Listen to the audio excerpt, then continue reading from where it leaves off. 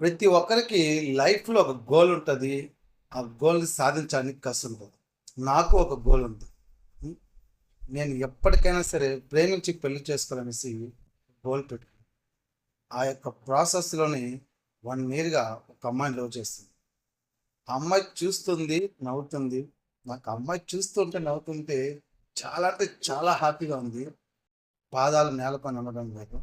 ఎంతో ఆనందంగా ఉంది ఆ ప్రేమలో. హ్మ్. అనేసి ఉక్కిరి బిక్కిరి అయిపోయాను. అలా 1 ఇయర్ గడిచింది.